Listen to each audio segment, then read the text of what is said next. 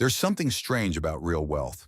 The people who look the most committed are often the least trapped, and the people who look the most stable are sometimes the most exposed. You've seen this before. Someone appears deeply invested, everything tied up, everything allocated, everything working. From the outside, it looks solid, disciplined, even impressive. They look like they figured it out. But then something happens, a shift in the market, a sudden opportunity, a quiet change in direction, and somehow they move instantly. No hesitation, no delay, no friction.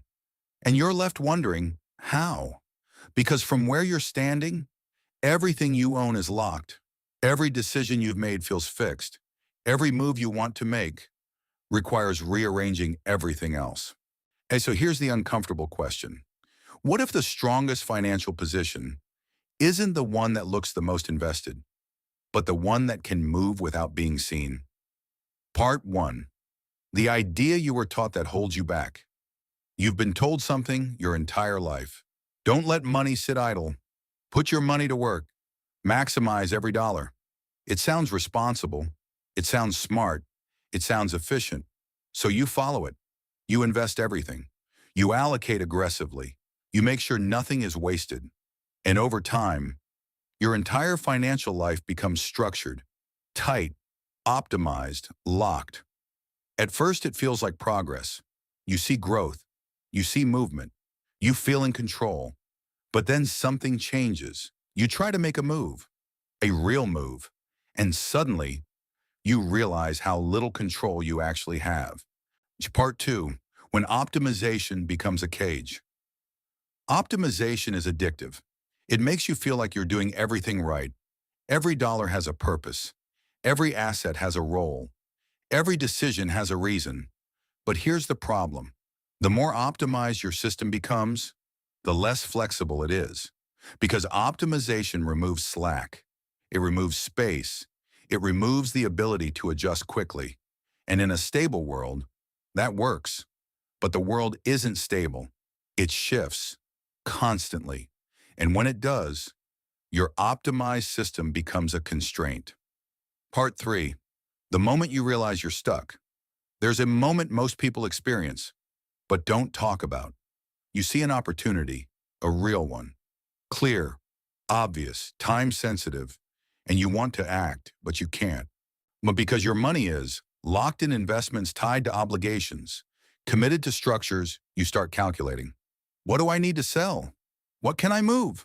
How long will it take? And by the time you figure it out, the opportunity is gone. Not because you didn't see it, but because you couldn't move. Part 4, why commitment looks like strength, but isn't. Commitment is praised. Be all in. Stay focused. Fully commit. It sounds powerful, but financially, it can be dangerous because commitment reduces options, and options are everything. When you commit too deeply, you lose the ability to exit quickly, enter new opportunities, adapt to change.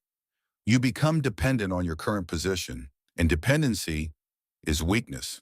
To part 5, what you don't see about stable people. Look at people who seem financially stable. Everything is structured. Everything is accounted for. Everything looks secure. But ask yourself, how fast can they move? How quickly can they adapt? How easily can they change direction? Most can't, because their stability is built on commitment, not flexibility, and flexibility is invisible. That's why you miss it. Part 6, and why speed is not about energy. You might think speed comes from motivation, discipline, effort. It doesn't. Speed comes from freedom. Freedom from constraints, freedom from commitments, freedom from friction. And that freedom comes from one thing, liquidity. Part 7, the problem with looking flexible. Here's where it gets interesting. If you look flexible, you attract attention. If you look liquid, you attract pressure. People notice. They assume you have access. You can move. You can help. And suddenly, your position changes. Now you're being watched. Now you're being factored into other people's plans. Now your flexibility becomes visible. And what is visible can be targeted. Part 8. The invisible game you're not playing at higher levels. Wealth is not just about what you have. It's about what you can do, quietly, without signaling it, without announcing it, without attracting attention. Because once your capabilities become visible, they are no longer fully yours. They are influenced by others. Part 9. Why your CPA never talks about this. Let's be direct. Why does your CPA never teach you this? Because they're not paid to. Actually, they deal with compliance reporting structure. They don't deal with strategy. They don't design how you move.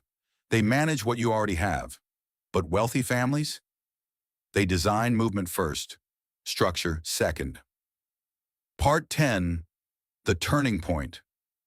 Here's where everything shifts. The wealthy don't aim to look flexible.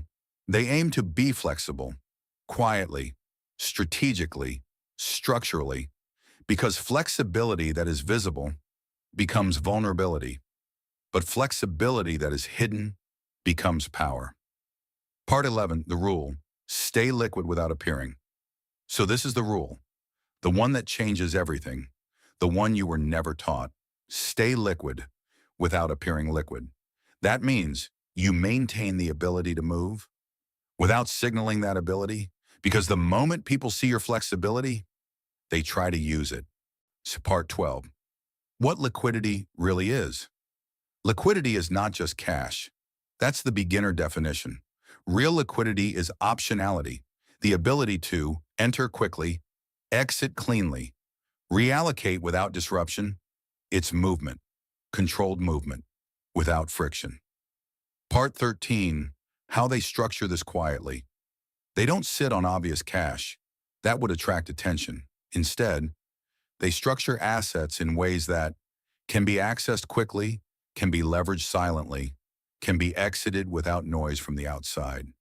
It looks like they're fully invested, but underneath, they are ready. Part 14, the power of controlled appearance. Appearance is part of the strategy, not for status, for protection. If you appear tied up, people don't expect movement.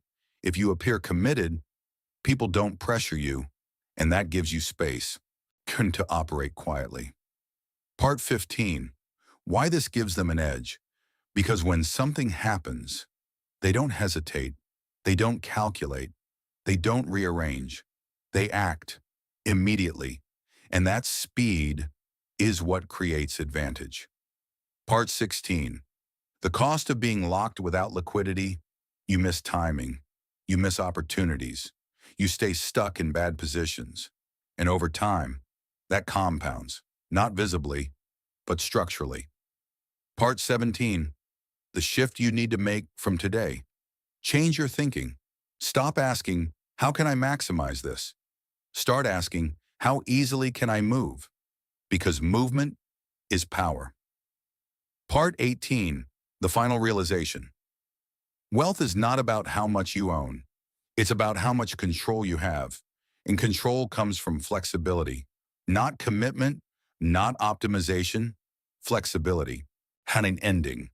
So the next time you see someone who looks fully invested, don't assume they're locked in, because the wealthy already understand something you're just beginning to see. The strongest position is the one that can move. And the smartest strategy? Making sure nobody realizes you can.